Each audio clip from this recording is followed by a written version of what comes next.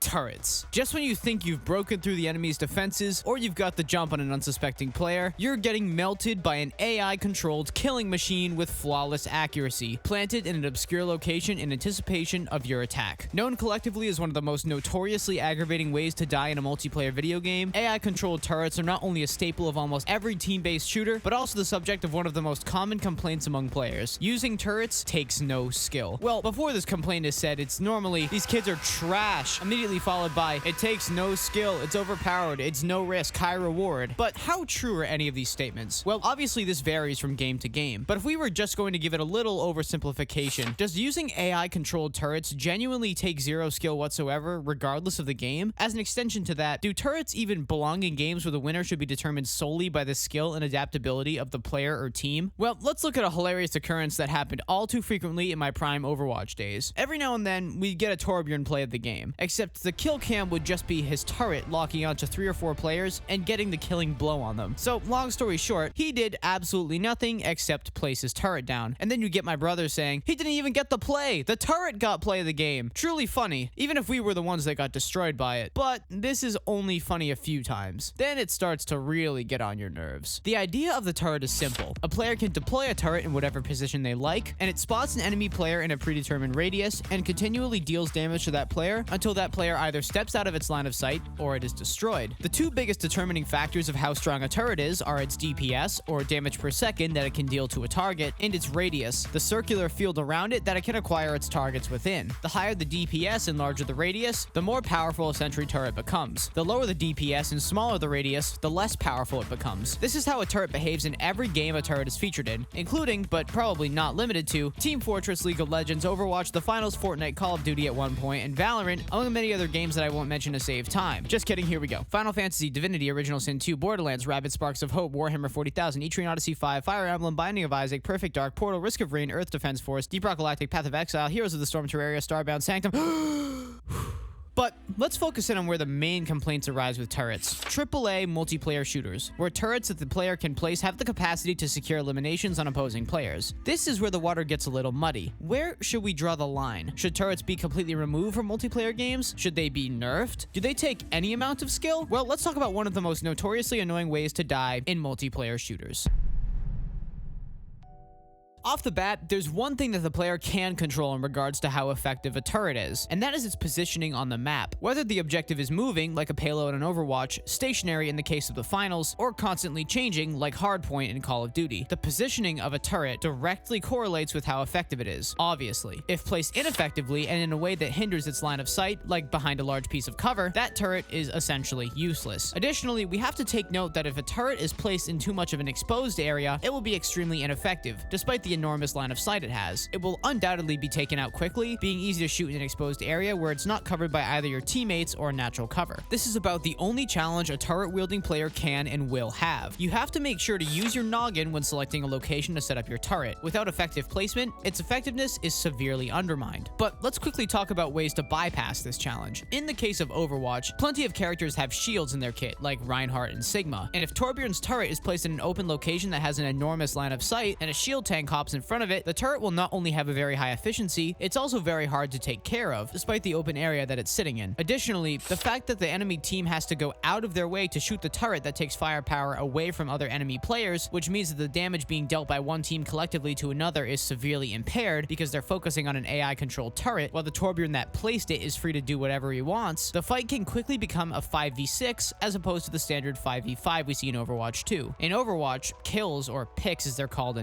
in-game lingo, are incredibly important when it comes to winning each fight. Once one hero on the enemy team is dead, it becomes marginally easier to win the engagement. Every Overwatch team looks for an early numbers advantage as a surefire way to win an engagement. A turret assists immensely in securing kills, as it provides extra firepower that the other team can't return unless they're also using one. Although not every team has a Torbjorn player, it doesn't mean it's not extremely effective to have one. Let's cover a turret's weaknesses in a second. A slightly different approach to the turret model is one seen in Valorant. The playable hero Killjoy can deploy a turret that essentially has has infinite range. Despite some wiki pages noting its range to be up to 40 meters, given the map sizes, it's effectively infinite. Its only caveat is that its field of view is exclusively in front of it, meaning anyone behind it is totally safe. It doesn't do a lot of damage either, only tickling away about 4 damage per shot from your 100 base health, even more if you have shields. But the effectiveness of KJ's turret cannot be undermined. Valorant is a tactical shooter, and as such, it places a heavy emphasis on information. At the start of a round, you have no idea what the enemy's plan is for attacking your site, which means that any kind of slight hint towards your opponent's game plan is essential if your team is to win the round. Since Killjoy's turret can tag any player it sees, without any human players having to expose themselves, it can let your team know quickly what objective the opponent is pushing up to, and the importance of that information can hardly be overlooked. You don't have to predict anything either. If the turret doesn't shoot any opponents and isn't destroyed, you can safely assume that the enemy team is pushing a different objective than the one the turret is situated on. Given this information, there's no doubt that this AI-controlled menace is an incredibly reliable tool for gathering information about what the enemy team plans to do, especially if you're set up on defense. However, it can also reliably detect flankers if you're playing attack as well. In the finals, which is a newer game, turrets are pretty annoying, and as a new player to that game, it's apparent that they are a very strong strategy right now, especially in certain team compositions. Despite a good amount of counterplay options that the game has, turrets can still be incredibly difficult to deal with, as the damage they deal is no joke, especially if you're playing light or medium. However, this turret is more unique in the sense that it cannot fully rotate. Rather, its line of sight is only 90 degrees and 15 meters long. It's much more effective to place a turret in a corner than anywhere else, because then it can see everywhere in front of it, and nothing can escape its bounds, as opposed to placing it in the center of a wall, which means there are certain blind spots that the player can exploit. Once again, it takes a bit of awareness to figure out good places to set the turret up, but once that's done, it just shoots away until it's destroyed. So right now, turrets in Overwatch, the finals, Valorant, and many other games are either free picks if your team can play around it correctly, which takes a little bit of skill, free damage, or free intel, as long as you don't place KJ's turret in a horrible location. Having a perfect AI automated utility in your team undoubtedly proves to be very effective in working towards your objective of winning the game. In Overwatch, getting kills in the other team is extremely important, and in the finals, any amount of damage is extremely vital, as health regeneration is extremely slow, and as a result makes the fight that much easier to win. And in Valorant, gathering information about what the opposing team plans to do is also extremely important. And the best part is, all you have to do is pick a half-decent spot and click to set it up, and it does a very important job automatically. That's not a bad deal, but it obviously raises some concerns. Right off the bat, and to someone who may not consider counterplay options, this ability sounds wildly overpowered. How do development teams go about hopefully making sure that this ability is as balanced as possible? Well, as with any game, every advantage has to come with a sacrifice. Broken and overpowered game mechanics stem from anything within a game having too many overwhelming pros with little to no cons. For a well-known example, the 725 shotgun when Modern Warfare 2019 released was a nightmare to play against. It could one-shot from insane distances, handled well, and outperformed many other automatic weapons at their effective range. It was also insanely hard to counterplay, because the only thing a player could do was make sure whoever was using it didn't see them, which obviously isn't that strong of a counter. In short, the 725 was completely broken, and there were no two ways about it. The view on this gun was unanimous. It had too much stopping power, did too much damage, and had too much range. The downside? It was a double-barreled shotgun, which meant you had to reload it after 2 shots, and if you ran sleight of hand, you completely counteracted that anyways. And that was it. For a gun that offered devastating effectiveness for simply this insignificant downside, it's safe to say that it was absolutely broken. So this point being established, what downsides do turrets force players to have? Well, let's take a look at Overwatch first. Torbjorn's turret is extremely effective if placed well. However, when it comes to dealing damage, Overwatch 2's Torbjorn is not as much of a shield buster as he was in Overwatch 1, and as a result, his effectiveness when it comes to playing with the team is somewhat downsized. Additionally, given the strength of his weapon, it makes it incredibly hard for him to reliably deal damage to smaller targets like healers and DPS characters, meaning his turret has to cover that downside or else he is not maximizing his effectiveness. This does offer a bit of balance, however, the question of whether or not the ability is actually viable for a competitive multiplayer shooter still hasn't really been answered. We'll get there. In the case of Valorant, Killjoy's turret is extremely powerful. Whether it tags a player or is shot down by an enemy, it allows Killjoy's team to quickly gain intelligence about what objective the opposing team intends to push. In a game extremely reliant on intel, this is quite a powerful ability. Not only that, but most other abilities from a Sentinel class hero like KJ have a utility that is designed to gather intel, like Cypher's Tripwire and Chamber's Trademark. But since KJ's turret can spot anyone anywhere in front of it, it's incredibly powerful and requires no effort other than good placement, making KJ undoubtedly one of the strongest agents and the best Sentinel in the game, just because of the fact that her utility does most of the work for her, and all the players player has to do is make sure they can hit a target. The turrets used in the new title, The Finals, is a very interesting topic, mainly because it also helps us highlight the turret's main weakness, but also its most devastating and possibly overpowered strength. Despite its shorter range and limited field of view, the turret in The Finals is an ability that is not to be overlooked, especially when you're playing against it. It effectively changes how you and your team have to approach an objective, which can be really annoying. The turret in The Finals has a lot of health and does some pretty formidable damage, and if placed in a corner, it can cover a whole room or close to it. However, the medium build is the only class that can run the turret, which also comes along with some sacrifices. The medium build is also the only one that can run healing, which means that in using a turret, the medium is sacrificing using a healing ability for their team, which means unless there's another medium player using the healing ray, there would be no healing being dished out on your team. However, two mediums on one team isn't too uncommon, meaning that this con can be downplayed with relative ease, if you prioritize compensating for it. So long story short, running a turret in The Finals comes with a sacrifice, but it's very easy to counteract, and it's extremely insignificant in the big picture. In all three of these examples, the turret is easily a strong choice, despite how little brain power it takes to use one properly, but it does have weaknesses. For example, in Overwatch, turrets are much stronger on stationary objectives. Any objectives that move are much more difficult to cover with the turret, since turrets are unable to move, unless of course you place a turret on the payload. This is the same with Call of Duty's Sentry Gun kill streak, although it's good for probably one hard point, but as soon as the objective shifts positions, it's most likely no longer viable there. The reason turrets are so strong in Valorant in The Finals is that all of the objectives are stationary for all intents and purposes. The Finals objective can be moved, but hardly to a major enough degree to be considered challenging to deal with. Further, along with just the bare use of a turret, if your team is able to play with the turret in mind, it becomes exponentially stronger. If you have a tank with a shield that can just sit in front of the turret, it makes it impossible to deal damage to it until the shield is broken, meaning the turret is free to dish out heaps of damage until opposing players can prioritize breaking the shield and then subsequently the turret. Additionally, if a team can coordinate pushing opponents for focusing the turret, it's an easy deal to get free damage or eliminations, since enemy players are too focused on a non-player controlled threat. On the flip side, we can discuss that despite turrets being annoying, you can hard counter them if you put enough effort into it. In Overwatch, there's a plethora of heroes and abilities that can counter Torbjorn and Symmetra turrets with little challenge. Any heroes that can deal decent damage from a distance can make quick work of a turret. Soldier 76, Widowmaker, Hanzo, and Ashe, just to name a few. This can easily translate over to the Finals as well. If you can deal good damage from range to a turret, you can minimize its effectiveness, but only if you preemptively know it's there and prepare to deal with it. If you charge in unprepared,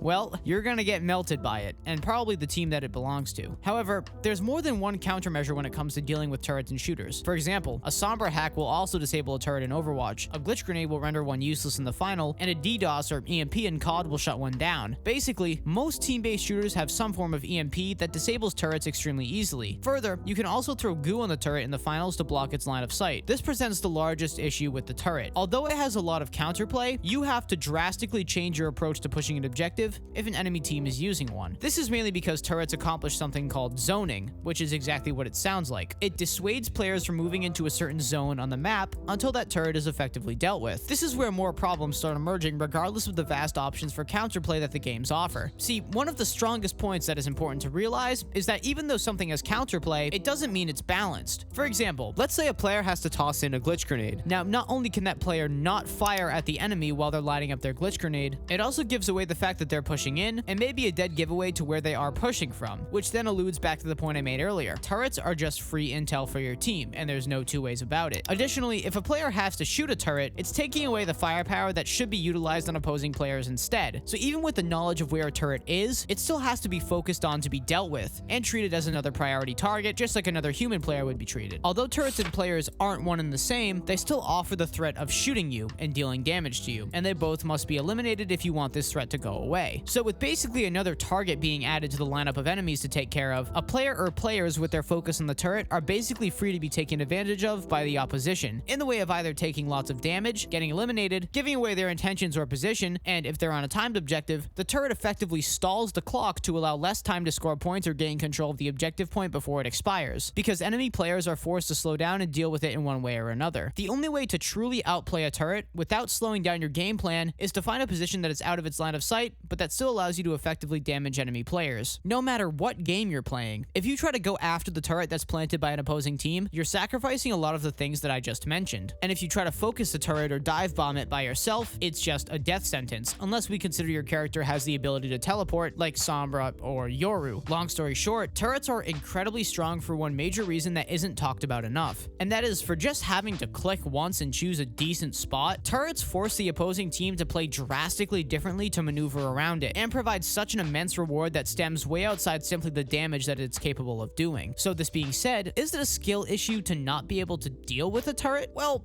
kind of. When playing any team-based game, especially a video game, and especially shooters, part of the learning curve is to know how to beat certain popular strategies, even ones that seem cheesy or are hated. Even though running turrets in whatever game is a very cheap crutch and provides a huge reward with no risk, it doesn't mean that it's a guarantee you'll win the game if you use a turret. Think about it this way: if you and your team can figure out a way to consistently outplay cheesy strategies like the turret, you will just further emphasize the sacrifice the team made to get the turret in the first place. And if the counterplay doesn't make the enemy team pay enough for getting outplayed, it's safe to say that the turret is a bit overpowered. If your team is really good about clearing Torb's turret early on, it means that now Torb is more or less a useless hero with some decent abilities but horrible accuracy and ineffective damage. If your team can quickly prioritize and destroy a turret in the finals and expect the opposing team to try to punish this and counterplay it accordingly, it means that whatever medium player is using the turret can't have healing beam or recon senses, meaning they can't provide any super powerful utility to the team, and that makes them that much easier to outplay and beat. Although the sacrifice isn't huge,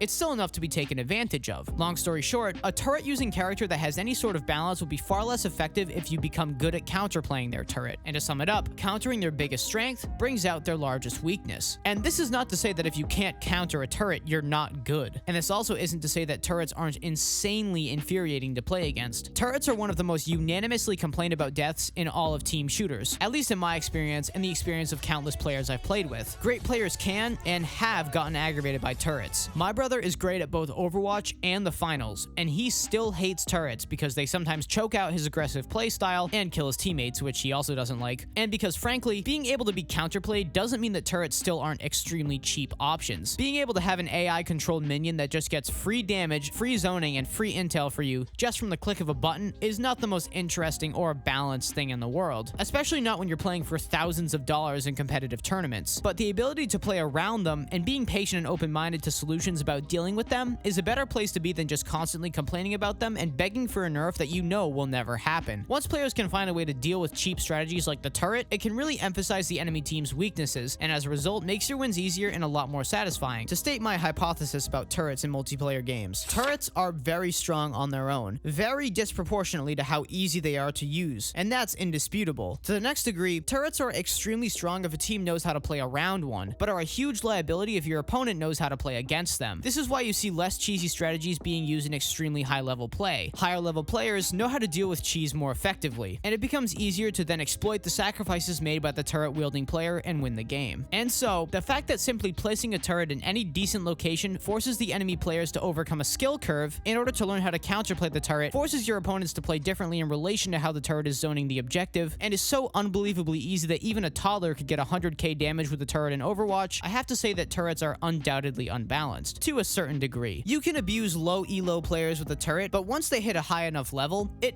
becomes useless, and you sacrifice other potentially more useful abilities just to use an AI-controlled minion that dies instantly anyways. Additionally, the skill level of your team and how they play around the turret also dictates its usefulness. Although there are variables, it's safe to say that the turret's general effectiveness and difficulty to use are incredibly disproportionate. Should turrets be in multiplayer shooters? Should AI-controlled machines be used in competitive esports? These are all definitely valid questions to tackle. Let me know your thoughts in the comments. And what controversial gaming topic should I cover next? Let me know that as well. Take it easy.